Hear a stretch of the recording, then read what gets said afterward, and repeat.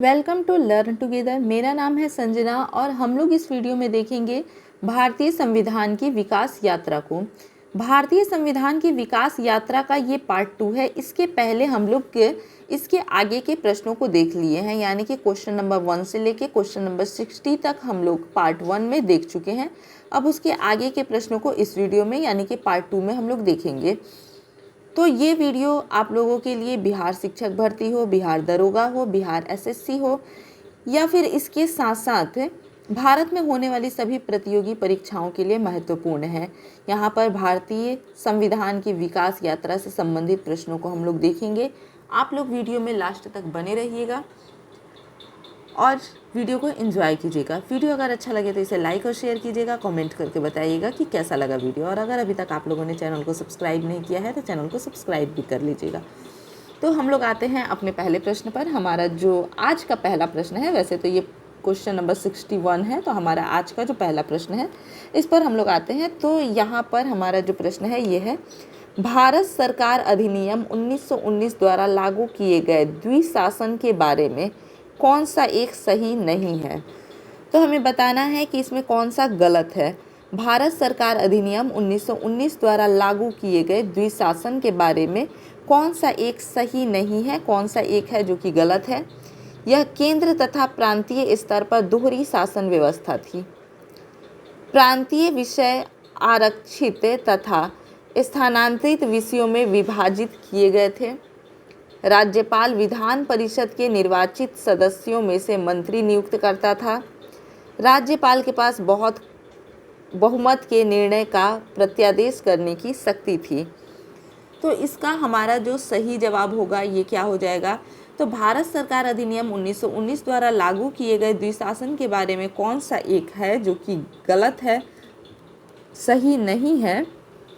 तो ये हो जाएगा क्या चीज़ कि यह केंद्र तथा प्रांतीय स्तर पर दोहरी शासन व्यवस्था थी। यह केंद्र तथा प्रांतीय स्तर पर दोहरी शासन व्यवस्था थी, तो ये चीज़ गलत हो जाएगा। ये प्रांतीय स्तर पर दोहरी शासन व्यवस्था थी 1919 में जो लागू हुआ था। तो हमारा सही जवाब होगा ऑप्शन ए। सन 1919 के अधिनियम के अंतर्गत दी गई द्वैध शासन व्यवस्था में निम्नलिखित में से किस एक ने परिवर्तन के लिए स्तुति की थी। किस एक ने परिवर्तन के लिए स्तुति की थी सन 1919 के अधिनियम के अंतर्गत दी गई द्वैध शासन व्यवस्था में।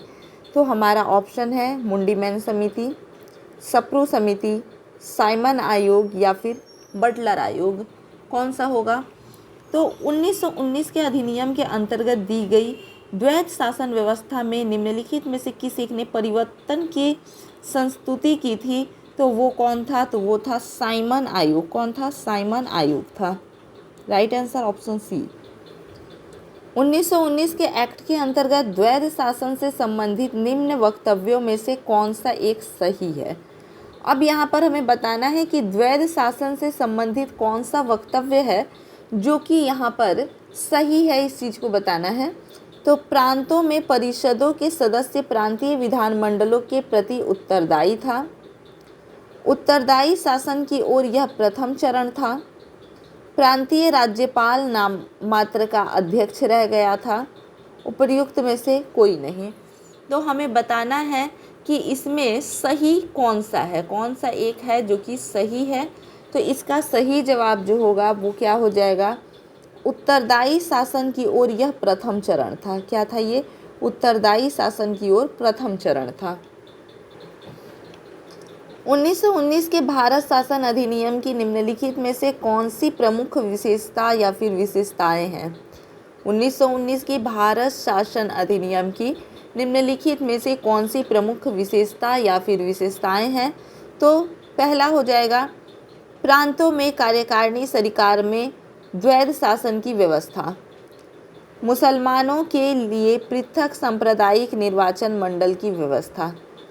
केंद्र द्वारा प्रांतों को विधानीय शक्ति का हस्तांतरण। अब बताना है कि निम्नलिखित में से कौन ऐसा जो कूट है वो आधार पर सही है। तो यहाँ पर हम लोग देखेंगे कि प्रांतों की कार्यकारिणी सरकार में द्वैध शासन की व्यवस्था, ये चीज़ क्या हो जाएगा, सही हो जाएगा। अगला है यहाँ पर हम लोग देखेंगे कि मुसलमानों के पृथक निर्वाचन सांप्रदायिक निर्वाचन मंडल की व्यवस्था, तो ये तो 1909 में हुआ था, तो ये क्या हो जाएगा, गलत हो जाएगा। अब है केंद्र द्वारा प्रांतों को विधानीय शक्ति का हस्तांतरण, तो ये भी क्या होगा, सही होगा। तो यहाँ पर सही कौन सा है, तो एक सही है, एक और जो 3 है ये सही है, तो 1 और 3 ऑप्शन नंबर सी, केवल 1 और 3। प्रांतीय विषयों का केंद्रीय विषयों से पृथक करने के लिए जिस अधिनियम में पहली बार संवैधानिक नियम बनाए गए वह था, क्या सवाल है, प्रांतीय विषयों का केंद्रीय विषयों से पृथक करने के लिए अधिनियम में पहली बार संवैधानिक नियम बनाए गए वो कौन सा था, तो भारत सरकार अधिनियम 1935, भारत सरकार अधिनियम 1919, भारतीय परिषद अधिनियम 1909 या फिर भारतीय परिषद अधिनियम 1892। तो हमारा जो सही जवाब होगा ये क्या होगा, तो यहाँ पर देखेंगे कि प्रांतीय विषयों का केंद्रीय विषयों से पृथक करने के लिए, यानी प्रांत को केंद्र से दोनों के विषय को पृथक करने के लिए अधिनियम में पहली बार संवैधानिक नियम बनाए गए, तो वो किस अधिनियम में बनाए गए, तो वो भारत सरकार अधिनियम 1919 में बनाए गए थे। Right answer option B.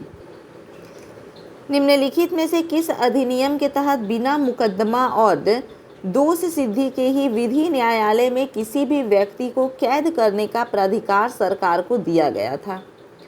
प्रश्न एक बार और देखेंगे, निम्नलिखित में से किस अधिनियम के तहत बिना मुकदमा चलाए, यानी कि कोई मुकदमा नहीं चलाया जाएगा, और दोष सिद्धि के ही, यानी कि बिना दोष सिद्धि के, बिना मुकदमा चलाए और बिना किसी दोष सिद्ध हुए ही विधि न्यायालय में किसी भी व्यक्ति को कैद करने का प्राधिकार जो है वो सरकार को दे दिया गया था। तो ये किसके तहत दिया गया था, तो वर्ष 1919 का भारत सरकार अधिनियम, वर्ष 1909 का भारतीय परिषद अधिनियम, वर्ष 1935 का भारत सरकार अधिनियम, या फिर वर्ष 19 का रॉलेट अधिनियम। तो इसका सही जवाब जो होगा वो क्या होगा, वर्ष 19 का रॉलेट अधिनियम जो है इसके तहत बिना मुकदमा चलाए और बिना दोष सिद्धि के ही विधि न्यायालय में किसी भी व्यक्ति को कैद करने का प्राधिकार सरकार को दिया गया था। तो राइट आंसर ऑप्शन डी। वर्ष 1919 में जालियांवाला बाग हत्याकांड कहाँ पर हुआ, तो 1919 में जालियांवाला बाग हत्याकांड जो है ये अमृतसर में हुआ, चंडीगढ़ में हुआ, कोलकाता में हुआ या फिर नागपुर में हुआ, कहाँ पर हुआ था, तो वर्ष 1919 में जालियांवाला बाग हत्याकांड जो हुआ था ये हुआ था अमृतसर में। कहाँ पर हुआ था, अमृतसर में हुआ था। अगर आप लोगों से कोई पूछ दे कि जालियांवाला बाग हत्याकांड 1919 में कब हुआ था, यानी कि अगर इसकी तिथि पूछ दें तो तिथि इसका क्या हो जाएगा, 13 अप्रैल हो जाएगा। क्या होगा, 13 अप्रैल हो जाएगा इसकी तिथि। 13 अप्रैल 1919 को जालियांवाला बाग हत्याकांड हुआ था। इसके आगे हम लोग ये देख लेते हैं कि जालियांवाला बाग हत्याकांड जो था वो क्यों हुआ था। तो यहाँ पर हम लोग देखेंगे कि रॉलेट एक्ट का विरोध करने के लिए, रॉलेट एक्ट के तहत क्या किया गया था कि स्वतंत्रता सेनानी ही कहा जा सकता है या फिर स्वतंत्रता कार्यकर्ता डॉक्टर सैफुद्दीन किचलू और डॉक्टर सत्यपाल को गिरफ्तार कर लिया गया था। और सेम वही चीज़ था जिसमें कि ना कोई अपील, ना कोई दलील, ना कोई वकील, यही नियम के आधार पर उन्हें क्या कर लिया गया था कि गिरफ्तार कर लिया गया था। और इसके विरोध में जो है ये रॉलेट एक्ट हुआ था, यानी कि इसके विरोध में क्या हुआ था कि अमृतसर में जालियांवाला बाग में लोग इकट्ठा होकर के वहाँ पर मीटिंग करने के लिए आए थे और उसकी खबर जो है एक अंग्रेज ऑफिसर जो था जनरल ओडायर उसे लग गई थी और उसने वहाँ पर आकर के फायरिंग स्टार्ट करवा दिया था। तो इसी घटना को हम लोग जालियांवाला बाग हत्याकांड के नाम से जानते हैं, क्योंकि इसमें बहुत ही लोगों का बहुत ज़्यादा नरसंहार हुआ था इसमें, तो इसलिए इसको हम लोग जालियांवाला बाग हत्याकांड के नाम से जानते हैं। ये मैंने आप लोगों को ऊपर ऊपर बता दिया। इसे अगर आप लोग अच्छे से डिटेल में पढ़ेंगे तो बहुत कुछ पढ़ने के लिए मिलेगा।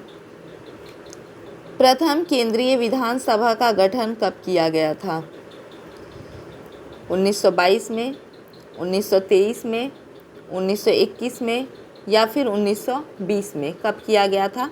प्रथम केंद्रीय विधानसभा का जो गठन है ये कब किया गया था, 1922, 1923, 1921 या फिर 1920 में। तो इसका सही जवाब हो जाएगा 1921 में। प्रथम केंद्रीय विधानसभा का गठन जो है वो 1921 में किया गया था, यानी कि नवंबर 1920 में चुनाव हुआ और उसके बाद फरवरी 1921 में पहली केंद्रीय विधानसभा का गठन किया गया था। केंद्रीय विधानमंडल का अध्यक्ष बनने वाले पहले भारतीय कौन थे? तो केंद्रीय विधानमंडल का अध्यक्ष बनने वाले पहले भारतीय जो थे ये कौन थे? तो सच्चिदानंद सिन्हा थे, जीबी मावलंकर थे, विट्ठल भाई पटेल थे या फिर डॉक्टर राजेंद्र प्रसाद थे, कौन थे?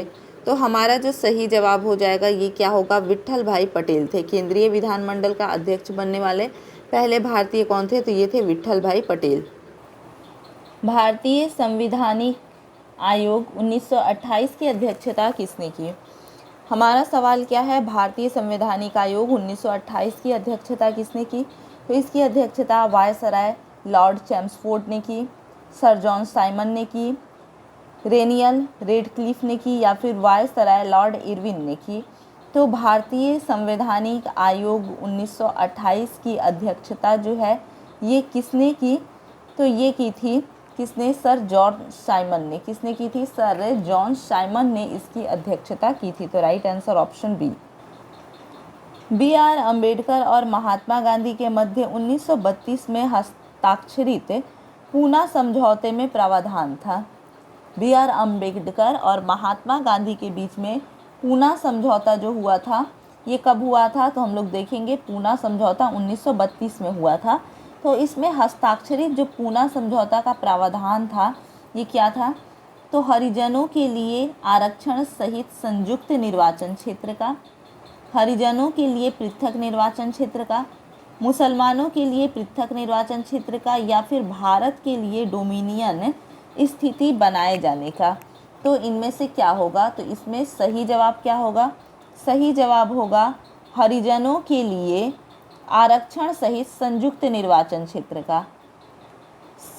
हरिजनों को आरक्षण भी दिया जाएगा लेकिन उसके साथ साथ निर्वाचन क्षेत्र कैसा होगा? संयुक्त होगा। तो इसके लिए B.R. अम्बेडकर और महात्मा गांधी के बीच 1932 में पूना समझौता हुआ था। सही जवाब होगा ऑप्शन ए। निम्नलिखित में से किसने दलीय वर्ग संघ की स्थापना की? निम्नलिखित में से किसने डिप्रेस्ड क्लास एसोसिएशन की स्थापना की या फिर दलित वर्ग संघ की स्थापना की? तो ये किसने की थी?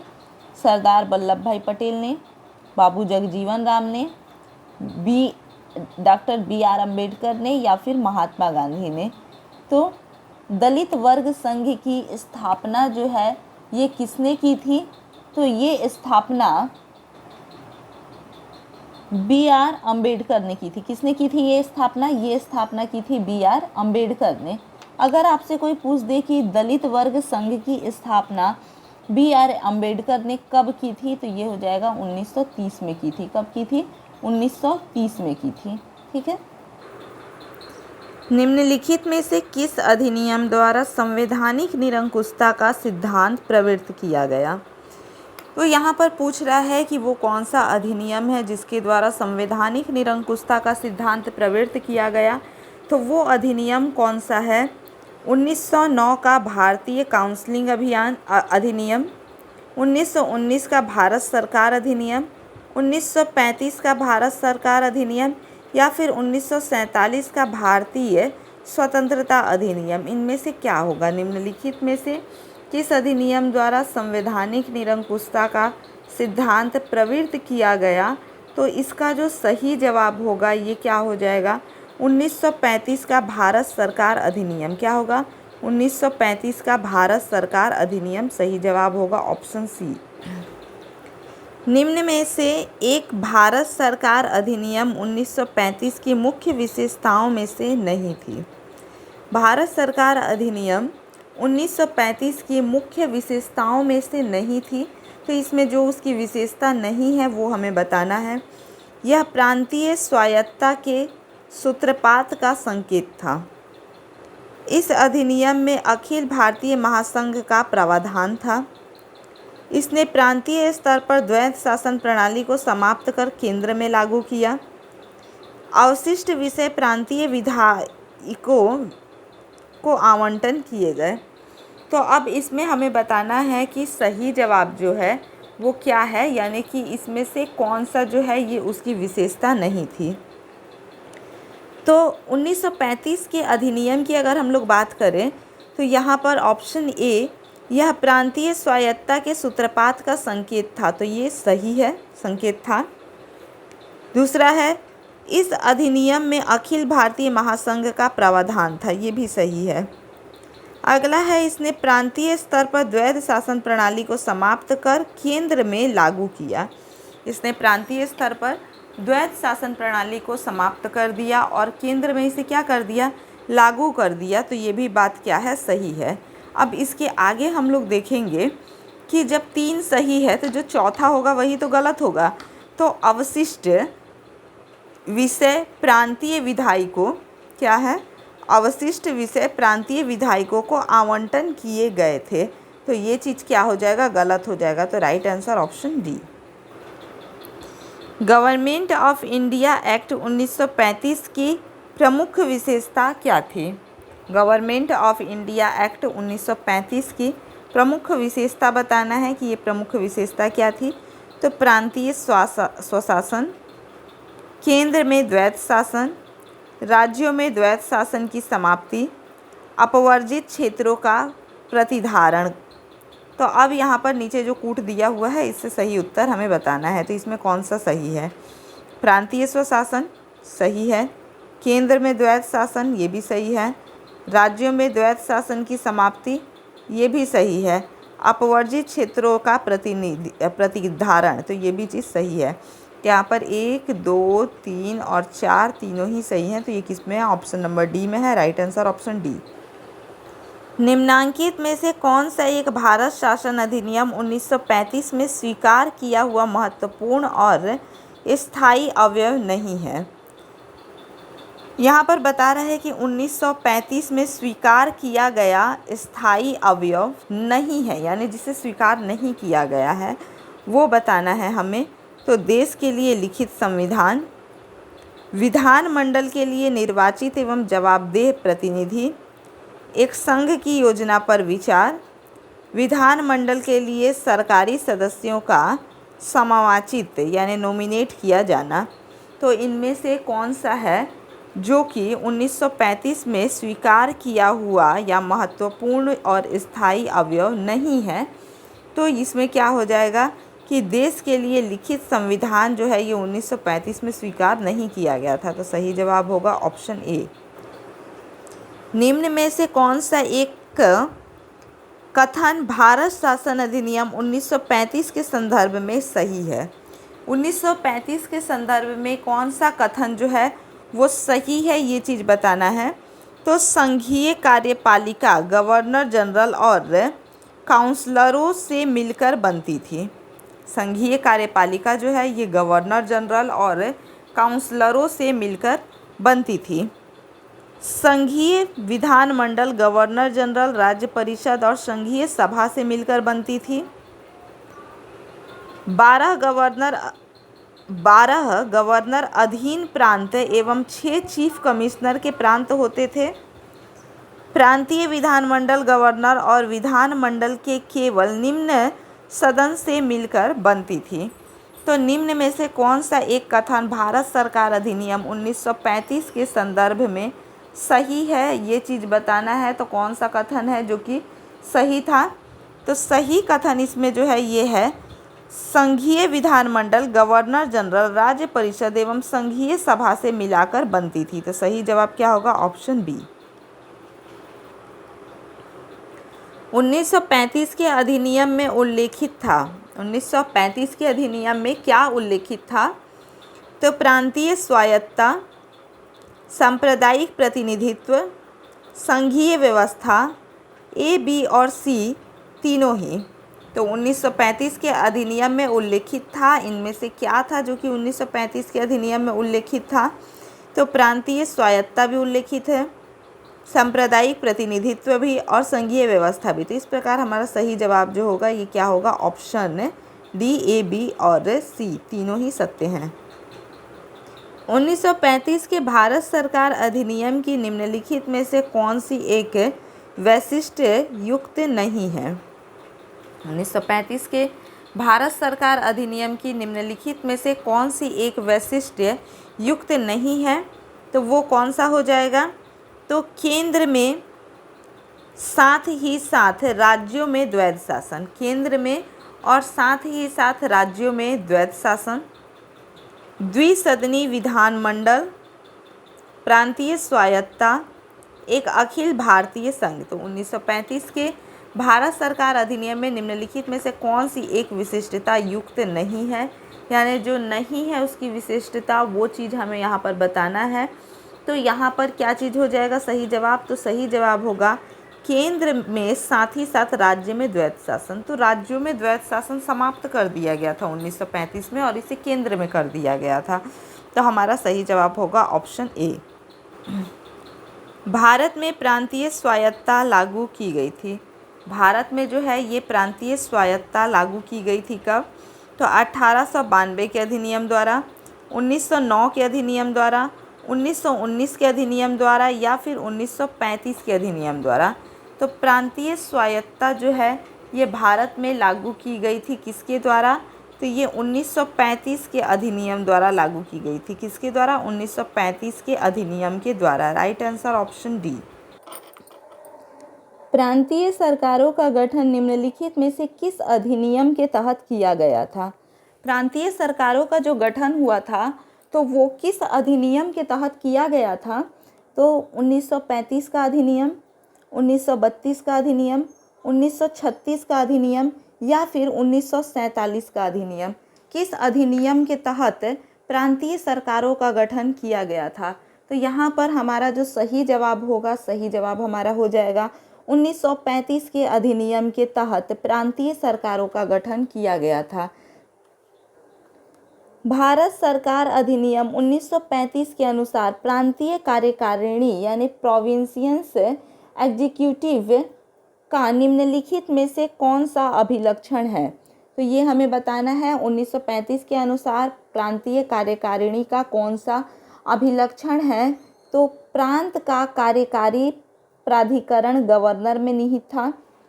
गवर्नर को सलाह देने के लिए मंत्रिपरिषद, गवर्नर को प्रांतीय विधानमंडल के अविश्वास मत द्वारा हटाया जा सकता था। तो अब नीचे दिए गए कूट का प्रयोग करके सही उत्तर हमें बताना है। तो हमारा यहाँ पर हम लोग देखेंगे कि सही उत्तर हमारा क्या होगा।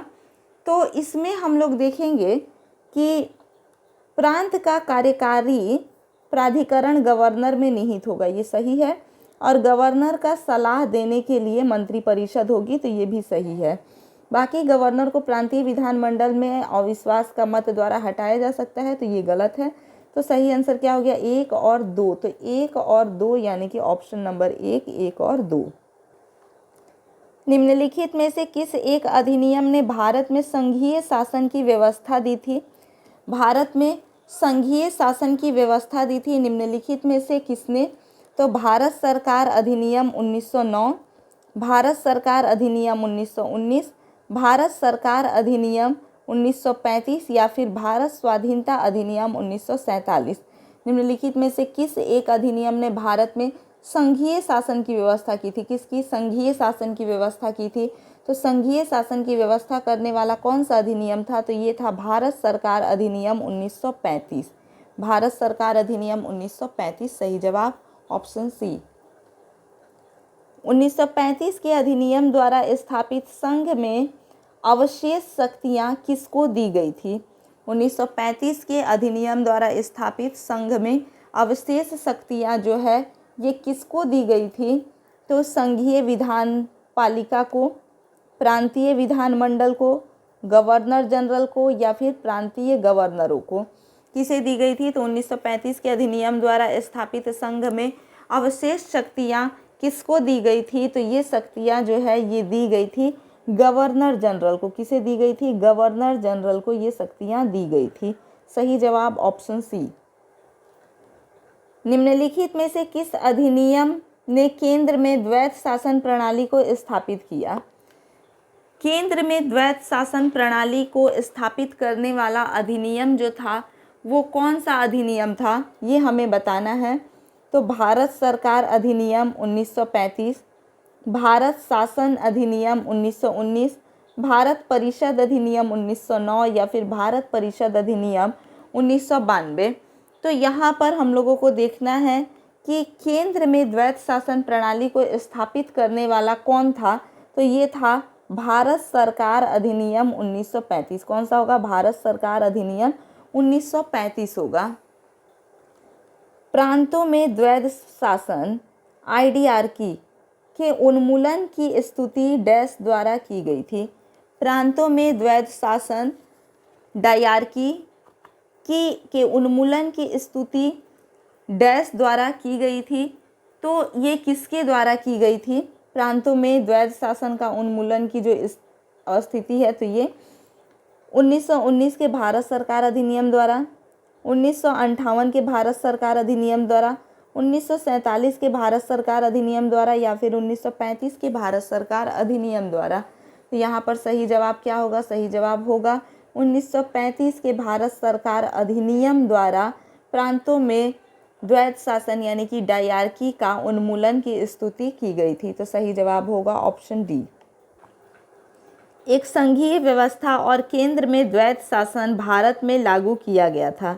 एक संघीय व्यवस्था और केंद्र में द्वैत शासन जो है ये भारत में लागू किया गया था 1909 के अधिनियम द्वारा, 1919 के अधिनियम द्वारा, 1935 के अधिनियम द्वारा या फिर उपर्युक्त में से कोई नहीं।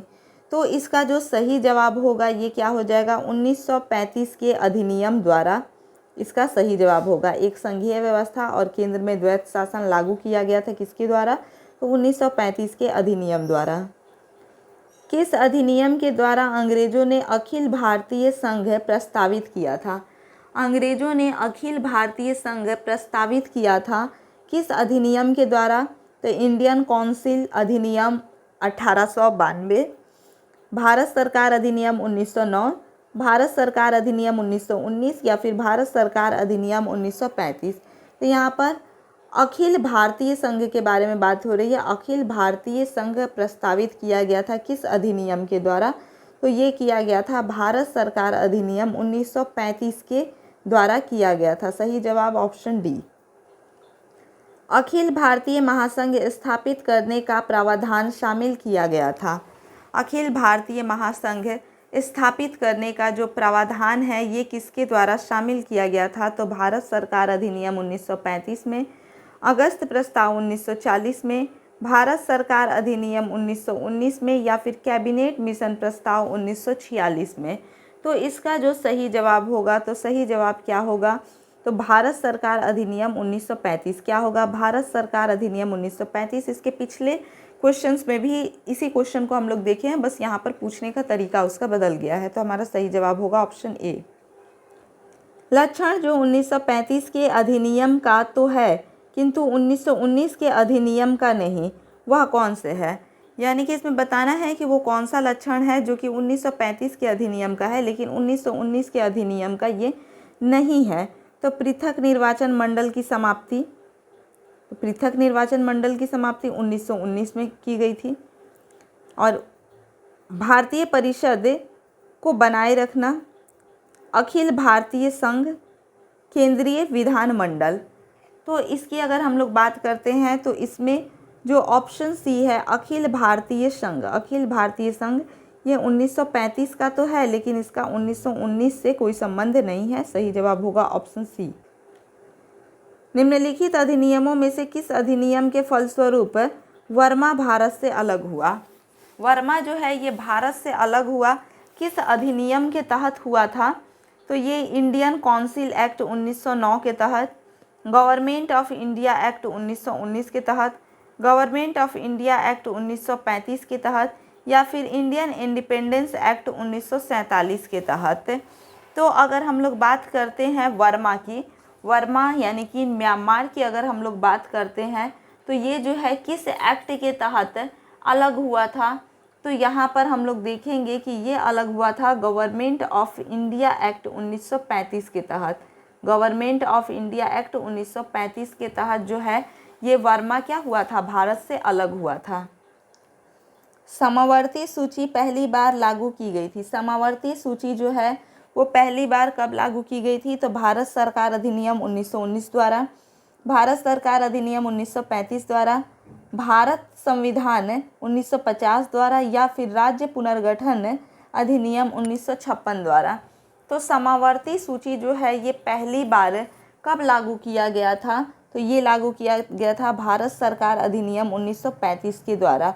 समावर्ती सूची पहली बार लागू किया गया भारत सरकार अधिनियम 1935 के द्वारा। सही जवाब होगा ऑप्शन बी। भारत के संविधान में केंद्र और राज्य के बीच किया गया शक्तियों का विभाजन किसमें उल्लेखित योजना पर आधारित है?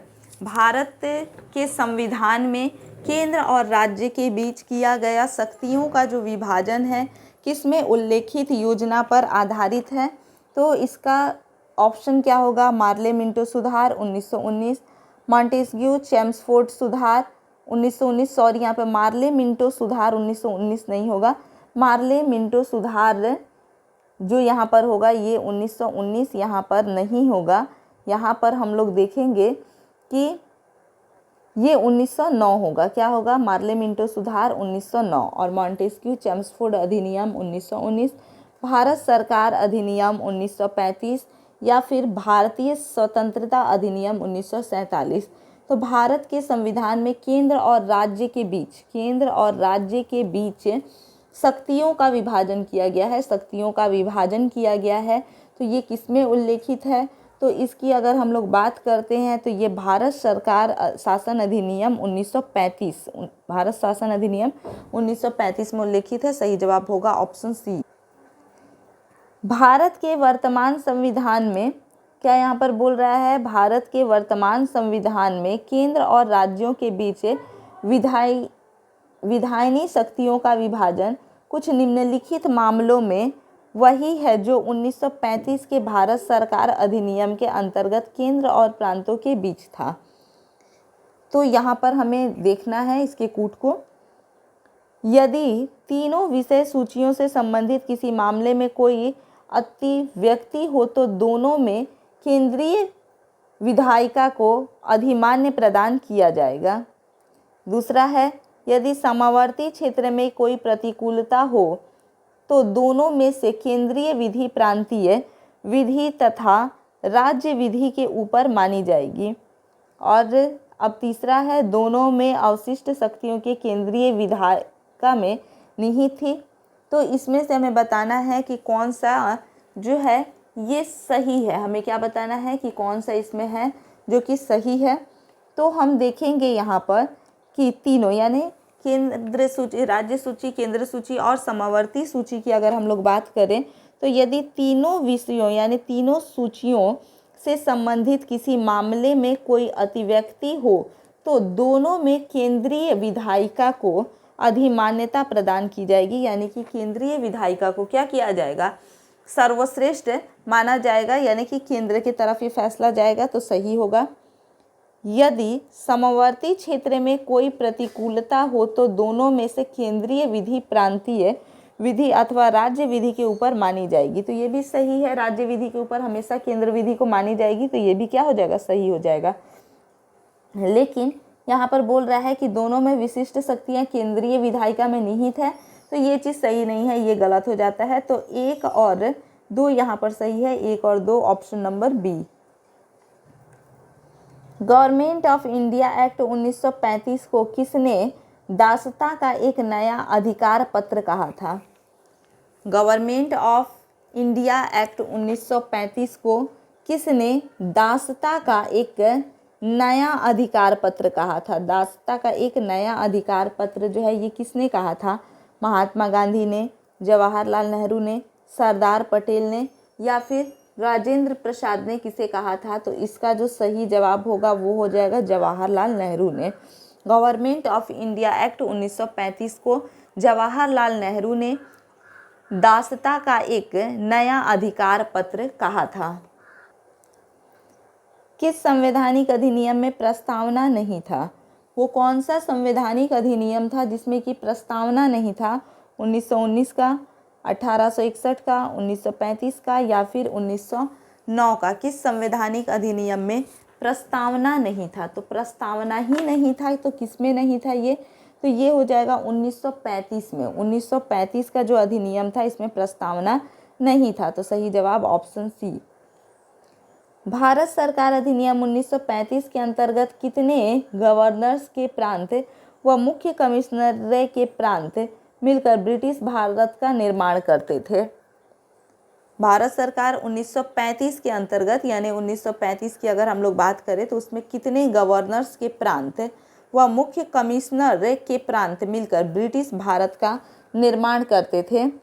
तो 14 व 7, 11 व 7, 15 व 9 या फिर उपर्युक्त में से कोई नहीं। तो इसका जो सही जवाब हो जाएगा वो क्या होगा? 11 व 7। क्या होगा? 11 व 7 यानी कि 11 गवर्नर्स प्रांत के और 7 मुख्य कमिश्नर के प्रांत मिलकर के ब्रिटिश भारत का निर्माण करते थे। भारत सरकार अधिनियम के अधीन एक संरक्षक न्यायालय का गठन किया गया जो कहलाता था। भारत सरकार अधिनियम के अधीन एक संरक्षक न्यायालय का गठन किया जो कहलाता था, जो क्या कहलाता था? प्रिवी काउंसिल, उच्चतम न्यायालय, उच्च न्यायालय या फिर संघीय न्यायालय। तो भारत सरकार अधिनियम के अधीन एक संरक्षक न्यायालय का गठन किया गया जो कहलाता था संघीय न्यायालय। क्या कहलाता था? संघीय न्यायालय कहलाता था। Right answer option D. निम्नलिखित में से किस एक अधिनियम द्वारा भारत में संघीय न्यायालय की स्थापना की गई थी? कौन सा अधिनियम था जिसके द्वारा भारत में संघीय न्यायालय की स्थापना की गई थी? तो जस्ट इसके पहले हम लोग इस क्वेश्चन को देखिए, बस पूछने का तरीका अलग है यहाँ पर। तो ये भारत परिषद अधिनियम 1861 होगा, भारत सरकार अधिनियम 1909, भारत सरकार अधिनियम 1919 या फिर उपयुक्त में से कोई नहीं। तो यहाँ पर हम लोग देखेंगे कि संघीय न्यायालय की स्थापना की गई। तो संघीय न्यायालय की स्थापना जो है ये 1935 के अधिनियम के तहत की गई। किसके द्वारा? 1935 के अधिनियम के तहत संघीय न्यायालय की स्थापना की गई। तो यहाँ पर इसका सही जवाब जो होगा ये होगा ऑप्शन नंबर डी, उपर्युक्त में से कोई नहीं। औपनिवेशिक भारत में एक संघीय अदालत की स्थापना डैश के अधिनियम के अंतर्गत की गई थी। औपनिवेशिक भारत में एक संघीय अदालत की स्थापना डैश के अधिनियम के अंतर्गत की गई थी। फिर वही क्वेश्चन, पूछने का तरीका अलग है। तो 1919 के अधिनियम के तहत, 1935 के अधिनियम के तहत, 1892 के अधिनियम के तहत या फिर 1909 के अधिनियम के तहत। तो औपनिवेशिक भारत में एक संघीय अदालत, क्या है? संघीय अदालत की स्थापना जो है ये 1935 के अधिनियम के तहत की गई थी। सही जवाब ऑप्शन बी। भारत शासन अधिनियम 1935 के तहत किस वर्ष भारत में संघीय न्यायालय की स्थापना की गई थी? तो किस वर्ष भारत में संघीय न्यायालय की स्थापना की गई थी? तो ये हम लोग देखेंगे 1 अक्टूबर 1936 को, 5 अक्टूबर 1938 को, 1 अक्टूबर 1937 को या फिर 12 अक्टूबर 1942 को किया गया था। तो भारत की जो संघीय न्यायालय है तो ये भारत शासन अधिनियम 1935 के तहत इसे संघीय न्यायालय की स्थापना की गई थी। तो ये किसके तहत किया गया था अगर पूछेगा तो ये भारत सरकार अधिनियम 1935 के तहत किया गया था।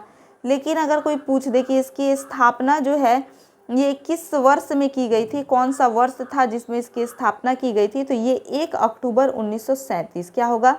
1 अक्टूबर 1937 को संघीय न्यायालय की स्थापना की गई थी। ब्रिटिश भारत में संघीय न्यायालय के विषय में जो कथन सत्य है वह है, ब्रिटिश भारत में संघीय न्यायालय के विषय में जो कथन सत्य है वो क्या होगा? इसकी स्थापना 1919 के अधिनियम द्वारा की गई। प्रिवी काउंसिल में अपील की जा सकती थी। यह भारत के लिए उच्चतम न्यायालय था, इसको प्रारंभिक अधिकार नहीं था। तो ब्रिटिश भारत में संघीय न्यायालय के विषय में जो कथन सत्य है उसे बताना है। तो संघीय न्यायालय के विषय में कौन सा कथन इसमें से सत्य है? तो ये प्रिवी काउंसिल में अपील की जा सकती थी। कहाँ पर? प्रिवी काउंसिल में इसे अपील की जा सकती थी। सही जवाब ऑप्शन बी। भारत के संविधान में केंद्र और राज्य के बीच किए गए शक्तियों का विभाजन इनमें से किसमें उल्लेखित योजना पर आधारित है? भारत के संविधान में केंद्र और राज्य के बीच किए गए जो शक्ति का विभाजन था तो वो किसमें उल्लेखित है? मार्ले मिंटो सुधार 1909, मॉन्टेस्क्यू चेम्सफोर्ड अधिनियम 1919, भारत सरकार अधिनियम 1935 या फिर भारतीय स्वतंत्रता अधिनियम 1947। तो इसका जो सही जवाब होगा तो ये क्या हो जाएगा? भारत सरकार अधिनियम 1935। भारत सरकार अधिनियम 1935 में क्या किया गया था कि केंद्र और राज्यों के बीच शक्ति का विभाजन किया गया था। इसमें तो सही जवाब होगा ऑप्शन सी। 1935 के अधिनियम के तहत कराए गए विधानसभा चुनाव में किस राज्य में कांग्रेस ने पूर्ण बहुमत नहीं प्राप्त किया? 1935 के अधिनियम के तहत जो विधानसभा चुनाव करवाया गया था उसमें कांग्रेस ने किस राज्य में पूर्ण बहुमत प्राप्त नहीं किया था? मद्रास में, बिहार में, उड़ीसा में या फिर बंगाल में? कहाँ पर? तो कांग्रेस ने बंगाल में पूर्ण बहुमत प्राप्त नहीं किया था। तो सही जवाब होगा ऑप्शन डी। ब्रिटिश भारत के निम्नलिखित प्रांतों पर विचार कीजिए और उन प्रांतों को पहचानिए जहां 1937 में भारतीय राष्ट्रीय कांग्रेस का मंत्रिमंडल नहीं बना था। तो ब्रिटिश भारत के निम्नलिखित प्रांतों पर विचार कीजिए, यानी नीचे जो प्रांत दिया हुआ है इस पर विचार करना है और पहचानिए जहां 1937 में भारतीय राष्ट्रीय कांग्रेस का मंत्रिमंडल नहीं बना था। 1937 में भारतीय राष्ट्रीय कांग्रेस का मंत्रिमंडल नहीं बना था, वो कौन सा है? तो यहाँ पर हम लोग देखेंगे कि मध्य प्रांत है, ये उड़ीसा है, बंगाल है या फिर पंजाब है। कहाँ पर भारतीय राष्ट्रीय कांग्रेस का मंत्रिमंडल जो है ये नहीं बना था? तो ये नहीं बना था कहाँ पर? तो बंगाल में नहीं बना था और पंजाब में नहीं बना था। कहाँ पर? बंगाल में और पंजाब में नहीं बना था। तो हमारा सही जवाब क्या होगा? ऑप्शन नंबर बी, 3 और 4। बैंकिंग, ये थोड़ा सा यहाँ पे मिस्टेक हो गया है, मिसप्रिंट है। तो ये बैंकिंग विनिमय अधिनियम 1934 के तहत 1935 में रिजर्व बैंक की स्थापना डैश की पूंजी के साथ की गई थी। तो रिजर्व बैंक की जो स्थापना है बैंकिंग अधिनियम 1934 के तहत की गई थी और 1935 में रिजर्व बैंक की स्थापना हुई। तो ये कितनी पूंजी के साथ में रिजर्व बैंक की स्थापना हुई थी? 3 करोड़, 5 करोड़, 4 करोड़ या फिर 2 करोड़? कितनी पूंजी के साथ में रिजर्व बैंक की स्थापना 1935 में की गई थी? तो ये हो जाएगा क्या? 5 करोड़। 5 करोड़ की पूंजी के साथ रिजर्व बैंक की स्थापना जो है ये 1935 में की गई थी और ये किसके तहत हुआ था? तो बैंकिंग विनिमय अधिनियम 1934 के तहत हुआ था। भारतीय संविधान की रचना में निम्नलिखित में से किसने सर्वाधिक गंभीर प्रभाव छोड़ा? भारतीय संविधान की रचना में निम्नलिखित में से किसने सर्वाधिक गंभीर प्रभाव छोड़ा? तो सर्वाधिक गंभीर प्रभाव छोड़ने वाले कौन थे? तो ये ब्रिटिश संविधान का है, संयुक्त राज्य अमेरिका के संविधान का है, आयरलैंड के संविधान का है या फिर भारत सरकार अधिनियम 1935 का है। तो भारतीय संविधान की रचना में किसका सर्वाधिक प्रभाव पड़ा है? तो सर्वाधिक प्रभाव जो पड़ा है वो भारत सरकार अधिनियम 1935 का पड़ा है। भारत सरकार अधिनियम 1935, सही जवाब ऑप्शन डी। 15 अगस्त 1947 से जब देश स्वतंत्र हुआ और 26 जनवरी 1950 के बीच जब उसने स्वयं को संपूर्ण प्रभुत्व संपन्न लोकतंत्रात्मक गणराज्य घोषित किया, भारत सरकार कार्य कर रही थी। जैसे कि 15 अगस्त 1947 को जब हमारा देश आज़ाद हो जाता है, यानी कि भारत देश जब आज़ाद हो जाता है और उसके बाद 26 जनवरी 1950 को हमारा संविधान लागू होता है। तो इस बीच का जो टाइम पीरियड है, इस बीच का जो समय है, तो उसमें भारत में किसके द्वारा शासन किया गया, यानी किस नियम के तहत शासन किया गया? कोई तो नियम होगा जिसके तहत भारत में शासन किया गया होगा। तो ये the government of India act 1935 के उपबंधों के तहत किया गया। द इंडियन यानी इंडिपेंडेंस एक्ट ऑर्डर 1947 के उपबंधों के तहत किया गया। The Indian provisional constitutional order 1947 के उपबंधों के तहत किया गया या फिर उपर्युक्त में से किसी के तहत नहीं किया? तो किसी न किसी के तहत तो इस बीच में शासन किया गया होगा, कोई ना कोई तो नियम होगा। तो ये नियम कौन सा था? The government of India act 1935 के उपबंधों के तहत किया गया था। इसके तहत 1935 के उपबंधों के तहत किया गया। सही जवाब ऑप्शन ए। भारत सरकार अधिनियम 1935 का संघीय खंड व्यवहार में नहीं आया। ये जैसे कि कथन और कारण वाला प्रश्न है, तो यहाँ पर भारत सरकार अधिनियम 1935 का संघीय खंड व्यवहार में नहीं आया, तो ये कथन क्या है? तो कथन तो सही हो गया। अब बोल रहा है कि भारतीय राष्ट्रीय कांग्रेस ने उसका विरोध किया, तो भारतीय राष्ट्रीय कांग्रेस ने उसका विरोध किया, तो ये भी सही है। लेकिन ये कहीं से भी ऐसा नहीं लग रहा है कि जो कारण है वो कथन की व्याख्या करता हो। तो ए और आर दोनों सही तो है, लेकिन आर जो है ये ए की सही व्याख्या नहीं करता है। तो ये कहाँ पर मिलेगा हमें? तो ये ऑप्शन नंबर बी में मिलेगा कि आर और ए और आर दोनों सही है, लेकिन आर ए की सही व्याख्या नहीं करता है। तो सही जवाब ऑप्शन बी। भारत सरकार अधिनियम 1935 के अंतर्गत, भारत सरकार अधिनियम 1935 की अगर हम लोग बात करते हैं तो उसके अंतर्गत जो है उस बात को बताना है। अवशिष्ट शक्तियाँ संघीय सरकार में निहित की गई, अवशिष्ट शक्तियाँ राज्य सरकारों में निहित की गई, अवशिष्ट शक्तियाँ गवर्नर जनरल के अधिकारों में निहित की गई, अवशिष्ट शक्तियों का कोई प्रावधान नहीं था। तो भारत सरकार अधिनियम 1935 के अंतर्गत क्या किया गया? तो इसमें अवशिष्ट शक्तियाँ जो थी वो गवर्नर जनरल के अधिकारों में निहित की गई। अवशिष्ट शक्तियाँ गवर्नर जनरल के अधिकारों में निहित की गई। सही जवाब ऑप्शन सी। माउंटबेटन योजना आधार बनी, हमें क्या इसमें बताना है? माउंटबेटन योजना आधार बनी, किसका आधार बनी?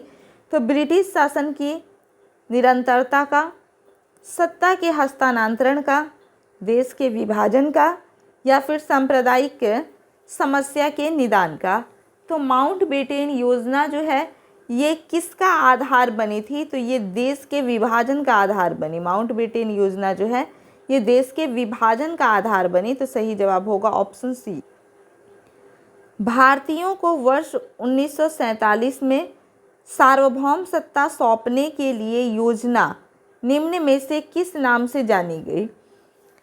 यानी भारतीयों को 1947 में सार्वभौम सत्ता सौंपने की जो योजना थी उस योजना को किस नाम से जाना गया? तो ये वेवेल योजना के नाम से, मिंटो मार्ले योजना के नाम से, माउंटबेटन योजना के नाम से, या फिर डुरंड योजना के नाम से। किस योजना के नाम से इसे जाना गया? तो इसे जाना गया माउंटबेटन योजना के नाम से। सही जवाब होगा ऑप्शन सी।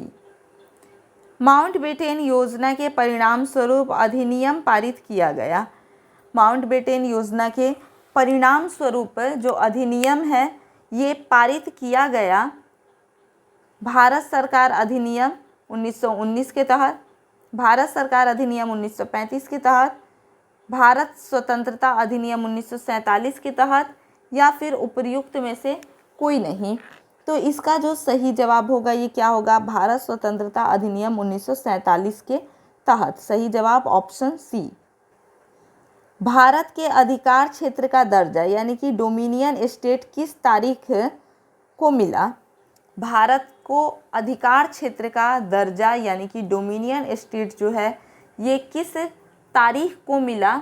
तो ये किस तारीख को मिला ये हमें बताना है। यानी कि सिंपल सा बात है कि हमारा देश जो है ये किस तारीख को आज़ाद हुआ, पूछने का तरीका बस यहाँ पर अलग है। तो 15 जनवरी 1947 को, 15 अगस्त 1947 को, 15 अगस्त 1950 को, या फिर 15 अक्टूबर 1947 को। तो सही जवाब क्या होगा? सही जवाब जो होगा वो हो जाएगा 15 अगस्त 1947 को। हमारा देश कब आज़ाद हुआ? 15 अगस्त 1947 को। तो भारत को अधिकार क्षेत्र का दर्जा या फिर डोमिनियन स्टेट का जो दर्जा है वो किस तारीख को मिला? तो ये 15 अगस्त 1947 को मिला। भारत को स्वतंत्रता मिली, भारत को जो है स्वतंत्रता कब मिली? तो ब्रिटिश साम्राज्य द्वारा, ब्रिटिश संसद द्वारा, भारत के गवर्नर जनरल द्वारा या फिर भारतीय स्वतंत्रता अधिनियम 1947 द्वारा।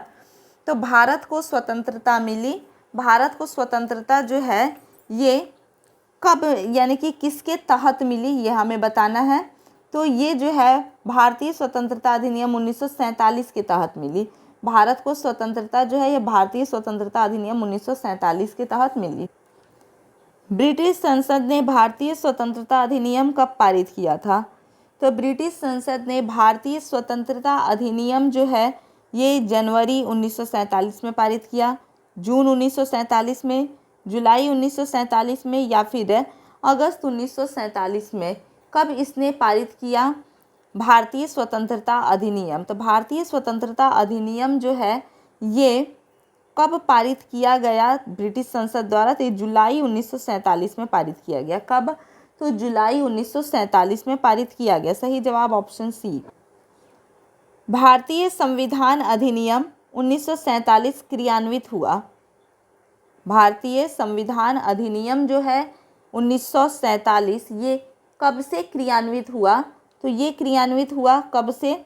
4 जुलाई 1947 को, 10 जुलाई 1947, 18 जुलाई 1947 या फिर 14 जुलाई 1947। तो भारतीय स्वतंत्रता अधिनियम 1947 क्रियान्वित हुआ। कैसे क्रियान्वित हुआ? तो 18 जुलाई 1947 को ये क्रियान्वित हुआ। सही जवाब ऑप्शन सी। निम्नांकित में कौन सा बिंदु भारतीय स्वाधीनता अधिनियम 1947 का भाग नहीं था? निम्नांकित में से कौन सा बिंदु था जो कि भारतीय स्वाधीनता अधिनियम 1947 का भाग नहीं था?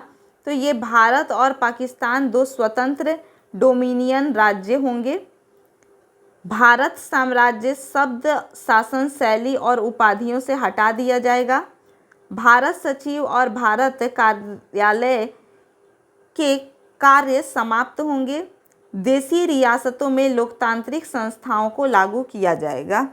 तो निम्नलिखित में से कौन सा बिंदु भारतीय स्वाधीनता अधिनियम 1947 का भाग नहीं था? तो कौन सा बिंदु जो है उसका भाग नहीं था हमें बताना है।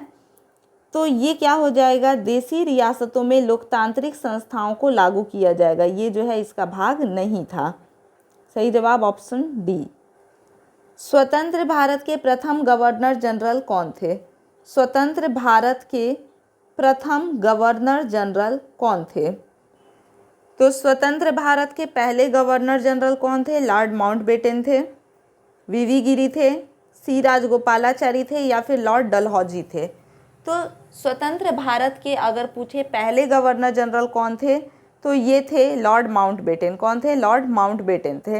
लेकिन प्रथम अगर भारतीय गवर्नर जनरल पूछे तो ये क्या हो जाएगा? सी राजगोपालाचारी हो जाएगा। तो स्वतंत्र भारत के प्रथम गवर्नर जनरल कौन थे? तो ये लॉर्ड माउंटबेटन थे। भारत के प्रथम भारतीय गवर्नर जनरल कौन थे? तो यहाँ पर अब क्या पूछ रहा है? भारतीय गवर्नर जनरल पूछ रहा है। तो भारत के प्रथम भारतीय गवर्नर जनरल कौन थे या फिर स्वतंत्र भारत के प्रथम भारतीय गवर्नर जनरल कौन थे? इसमें से कुछ भी पूछे तो जवाब एक ही होगा। तो यहाँ पे ऑप्शन देखते हैं, माउंटबेटन, सी राजगोपालाचारी, डॉक्टर राजेंद्र प्रसाद या फिर सरदार वल्लभ भाई पटेल। तो भारत के प्रथम भारतीय गवर्नर जनरल कौन थे? तो ये थे सी राजगोपालाचारी। कौन थे? सी राजगोपालाचारी थे। सही जवाब होगा ऑप्शन बी। भारत का अंतिम गवर्नर जनरल कौन था? तो भारत का अंतिम गवर्नर जनरल की अगर हम लोग बात करें तो ये कौन थे? सर क्रिप्स, लॉर्ड माउंटबेटन, सी राजगोपालाचारी या फिर सर एटली। अंतिम गवर्नर जनरल, तो जैसे कि हम लोग जानते हैं कि 26 जनवरी 1950 को हमारा संविधान लागू हो गया। तो भारत में गवर्नर जनरल का जो पद था वो 26 जनवरी 1950 को समाप्त हो गया। तो अंतिम जो गवर्नर जनरल थे ये कौन थे? तो ये थे सी राजगोपालाचारी थे। कौन थे? सी राजगोपालाचारी थे। तो सही जवाब होगा ऑप्शन सी। तो हम लोगों ने भारतीय संविधान की विकास यात्रा से संबंधित प्रश्नों को देखा। इसका एक वीडियो पहले बन चुका है, वो आप लोग देख चुके होंगे। और अगर अभी तक नहीं देखे हैं तो डिस्क्रिप्शन में लिंक दिया होगा, वहाँ से जा कर के आप लोग देख लेंगे। और ये उसका दूसरा वीडियो है तो इस प्रकार से ये संविधान ने की विकास यात्रा से संबंधित जो प्रश्न है ये समाप्त होता है। तो इसी प्रकार से और भी वीडियोस देखने के लिए चैनल के साथ में बने रहें। वीडियो अगर अच्छा लगे तो इसे लाइक और शेयर ज़रूर कीजिए। कमेंट करके बताइए कि आपको वीडियो कैसा लगा, और अगर अभी तक आप लोगों ने चैनल को सब्सक्राइब नहीं किया है तो चैनल को सब्सक्राइब कर लीजिए। धन्यवाद।